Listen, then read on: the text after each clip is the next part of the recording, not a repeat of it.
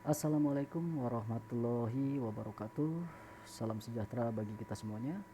Perkenalkan, nama saya Arif Rahmat Setiadi, dan pada kesempatan ini saya ingin mempresentasikan terkait dengan hasil penelitian yang telah saya lakukan dengan judul Determinan Strategi Pelayanan Era New Normal Terhadap Loyalitas Konsumen, Implikasi pada Meningkatnya Hasil Penjualan, Studi Empiris pada Ojek Online dan UMKM Kota Depok. Adapun latar belakang penelitian ini diangkat adalah kondisi pandemi yang mengakibatkan berbagai perubahan. Salah satunya adalah perilaku konsumen, di mana menurut Sugianto dan Budi 2020 mengatakan bahwa perilaku konsumen menggambarkan bagaimana keputusan pembelian yang dilakukan oleh konsumen dan bagaimana konsumen menggunakan dan mengatur pembelian terhadap suatu barang atau jasa sehingga terjadi pertukaran. Terjadinya pandemi juga berdampak pada perilaku konsumen. Nah, perilaku konsumen ini memaksa para pelaku usaha untuk berpikir lebih keras dalam upaya memenangkan persaingan. Maka untuk menjadi pemenang dalam persaingan diperlukan suatu strategi. Salah satunya adalah strategi pemasaran. Adapun tujuan dari penelitian ini adalah untuk mengetahui apakah determinan pelayanan yang dilakukan di masa pandemi oleh UMKM Kota Depok, yaitu bermitra dengan ojek online, yang bertujuan untuk meningkatkan kualitas pelayanan guna memenuhi perubahan perilaku konsumen, dapat meningkatkan loyalitas dan berimplikasi terhadap meningkatnya hasil penjualan pada UMKM di Kota Depok atau tidak. Berdasarkan latar belakang dan tujuan daripada penelitian ini, maka peneliti membuat kerangka berpikir dengan menggunakan variabel intervening, di mana menurut Sugianto 2010 mengatakan bahwa variabel intervening adalah variabel yang secara teoritis mempengaruhi hubungan antara variabel independen dan variabel dependen ke dalam hubungan tidak langsung dan tidak dapat diukur. Adapun variabel-variabel yang digunakan di dalam penelitian ini adalah kualitas pelayanan sebagai variabel X, kemudian peningkatan pendapatan sebagai variabel Y, dan loyalitas sebagai variabel Z atau variabel intervening.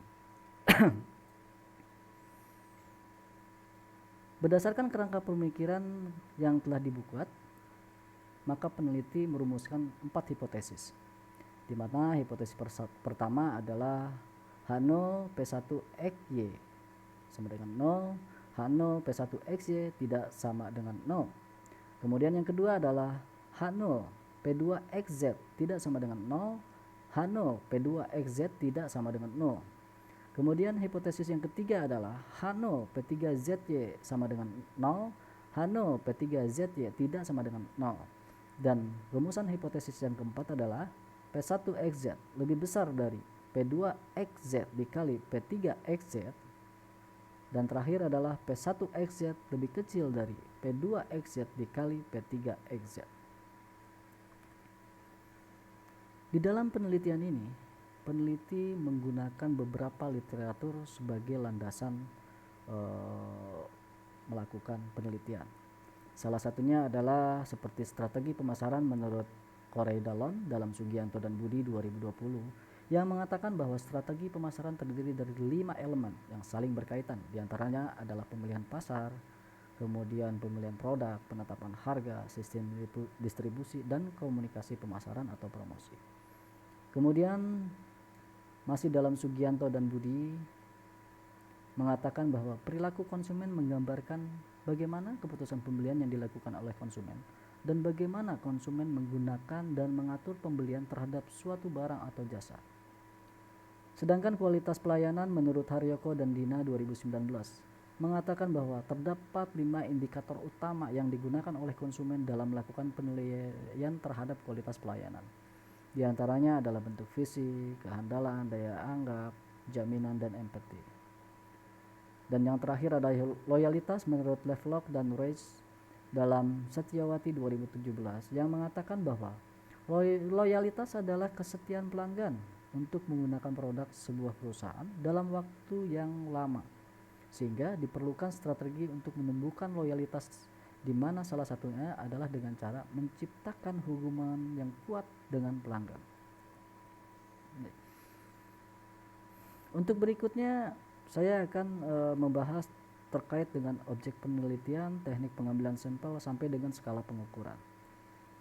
Oke, pada poin pertama, objek penelitian yang digunakan di dalam penelitian ini adalah UMKM Kota Depok yang terdaftar di Dinas Koperasi dan UMKM Kota Depok dan telah bekerja sama dengan ojek online tentunya. Dengan jumlah populasi yang didapat adalah 2.835. Kemudian teknik pengambilan sampel, peneliti menggunakan metode Slovin dengan tingkat kelonggaran 10%, dan berdasarkan rumusan Slovin tersebut, peneliti mendapatkan jumlah sampel yang akan digunakan di dalam penelitian ini adalah 97, tetapi peneliti membulatkan menjadi 100. Kemudian metode pengumpulan data. Metode pengumpulan data yang digunakan peneliti adalah metode sampling dengan teknik non-probability sampling dan sampling insidensial atau convenience sampling dengan melakukan kuesioner dan observasi. Yang berikutnya adalah metode analisis data. Metode analisis data yang digunakan oleh peneliti dalam hal ini adalah analisis uji validitas dan reliabilitas. Kemudian analisis uji regresi linear, uji regresi berganta dan pengukuran R-square, analisis uji T, analisis uji P, dan yang terakhir adalah analisis uji pengaruh perbandingan langsung dan tidak langsung. Kemudian melihat skala pengukuran. Dalam penelitian ini, skala peneliti menggunakan skala interval, di mana instrumen pengukuran yang digunakan adalah skala Likert. Masuk dalam konteks pembahasan. Seperti yang telah dikemukakan pada slide sebelumnya bahwa tahapan yang akan dilakukan peneliti mulai dari tahapan uji validitas dan uji reliabilitas. Di dalam melakukan uji ini, peneliti menggunakan software SPSS versi 22. Nah, berdasarkan hasil yang diperoleh dari perhitungan dengan menggunakan SPSS, maka diperoleh R hitung dan R tabel seperti yang terlihat bersama-sama pada tabel ini ya. Kemudian melihat L tabel dengan porsi 5% dan jumlah sampel 100%, maka R tabelnya adalah 0,195. Nah, instrumen ini dapat dikatakan reliable jika nilai alfa lebih besar dari R tabel 0,195. Dari seluruh data yang sudah dianalisis menunjukkan bahwa seluruh alfa menghasilkan nilai lebih dari 0,195, yang artinya semua data tersebut reliable atau valid atau dapat digunakan. Maka setelah saya mengetahui bahwa data ini dapat digunakan, maka peneliti akan melanjut ke dalam proses selanjutnya. Di proses ini, peneliti melakukan uji regresi linear. Uji regresi linear yang dilakukan terhadap variabel X terhadap Y. Dari hasil uji regresi ini dapat dilihat koefisien dan model summary. Kemudian peneliti melakukan lagi dengan tahap lanjutan, yaitu melakukan pengujian terhadap uji T. Nah, dari hasil uji T untuk variabel kualitas pelayanan terhadap penjualan diperoleh T hitung sebesar 14.706 dan T tabel sebesar 1.660. Karena nilai signifikan lebih kecil dari 0,05 dan koefisien regresi mempunyai nilai positif sebesar 0,828, maka hipotesis menyatakan bahwa kualitas pelayanan berpengaruh signifikan terhadap loyalitas pelanggan. Diterima.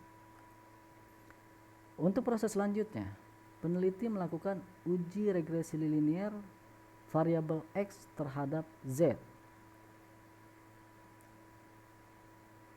Dari hasil perhitungan yang dilakukan oleh menggunakan software SPSS, kemudian peneliti melanjutkan lagi dengan pengujian uji T. di mana hasil uji T untuk variabel kualitas pelayanan terhadap loyalitas diperoleh T hitung sebesar 16,549 dan T tabel sebesar 1,660 dengan tingkat signifikan 0. Nah, karena nilai signifikan lebih kecil dari 0,05 dan koefisien regresi mempunyai nilai positif 0,858, maka hipotesis menyatakan bahwa kualitas pelayanan berpengaruh signifikan terhadap loyalitas pelanggan diterima. Selanjutnya, setelah melalui tahapan uji-uji sebelumnya, berikutnya peneliti akan melakukan uji selanjutnya, yaitu uji regresi berganda. Nah, pada uji ini peneliti akan melakukan uji X melalui Z terhadap Y. Nah, maka diperoleh seperti pada tabel yang dapat kita lihat bersama di sini, di mana tingkat signifikannya adalah untuk loyalitas 0 dan pelanggan juga 0, kemudian untuk betanya itu untuk loyalitas 0,237, kemudian pelayanan 0,070, kemudian R square-nya itu adalah 0,860, maka peneliti melanjutkan dengan uji T. Nah, dari hasil pengujian uji T yang dilakukan peneliti menemukan bahwa variabel kualitas pelayanan dan loyalitas terhadap peningkatan pendapatan diperoleh T hitung sebesar 4,473 dan T tabel sebesar 1,660. Karena nilainya signifikan lebih kecil dari 0,005 dan koefisien regresi mempunyai nilai positif sebesar 0,860, maka hipotesis menyatakan bahwa kualitas pelayanan berpengaruh signifikan terhadap loyalitas pelanggan diterima. Setelah uji-uji tersebut dilalui, maka untuk berikutnya peneliti melakukan uji analisa jalur atau disebut juga dengan uji PET. Nah, masih menggunakan software yang sama, peneliti menggunakan software SPSS versi 22. Maka peneliti melanjutkan dengan melakukan persamaan regresi. Nah, dari persamaan regresi yang diperoleh, maka kita bisa melihat bahwa koefisien variabel kualitas pelayanan X adalah 0,440 dan bertanda positif. Hal ini dapat diartikan bahwa setiap adanya perbaikan kualitas pelayanan akan meningkatkan loyalitas pelanggan sebesar 0,440 dengan asumsi variabel lain dianggap tetap. Kemudian kita lihat juga bahwa koefisien variabel kepuasan pelanggan Z adalah 0,452 dan bertanda positif. Hal ini juga dapat diartikan bahwa setiap adanya kenaikan loyalitas pelanggan akan meningkatkan pendapatan sebesar 0,452 dengan asumsi variabel lain juga dianggap tetap. Kemudian E2 merupakan varians peningkatan hasil penjualan atau Y yang tidak dapat dijelaskan oleh variabel dalam penelitian ini. Setelah setelah uji yang lain dilakukan seperti yang telah saya paparkan sebelumnya, berikutnya peneliti akan melakukan analisis uji perbandingan langsung dan tidak langsung. Kita bisa lihat bersama di sini bahwa pengaruh langsung disebut dengan A, pengaruh tidak langsung disebut dengan B, dan variabel adalah kualitas pelayanan. Kualitas pelayanan terhadap pengaruh langsung adalah 0,7, sedangkan kualitas pelayanan terhadap pengaruh tidak langsung atau B adalah 0,0616. Maka hasil dari perhitungan itu dapat dilihat bahwa A lebih besar dari B, maka H0 ditolak. Berdasarkan perbandingan dapat disimpulkan bahwa nilai pengaruh tidak langsung lebih kecil daripada nilai pengaruh langsung, yaitu 0,016 lebih kecil dari 0,7. Dari hasil tersebut dapat diartikan bahwa tidak ada pengaruh signifikan antara variabel kualitas pelayanan terhadap peningkatan hasil penjualan dengan loyalitas pelanggan sebagai variabel intervening. Dengan demikian, hipotesis keempat yang menyatakan bahwa kualitas layanan berpengaruh terhadap peningkatan hasil penjualan dengan loyalitas pelanggan sebagai variabel intervening ditolak.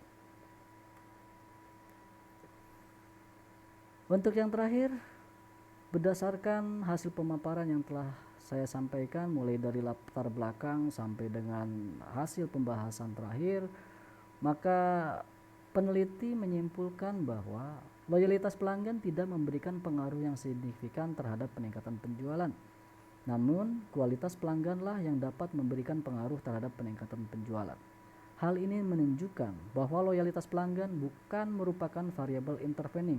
Sedangkan jika melihat pada nilai adjustment R-square yang menghasilkan nilai 0,734, hal ini menunjukkan variasi variabel kualitas pelayanan X dan kepuasan pelanggan Z dapat menjelaskan variasi variabel peningkatan pendapatan Y sebesar 73,4%, dan sisanya sebesar 26,6% dijelaskan oleh variabel lain yang tidak diteliti di dalam penelitian ini.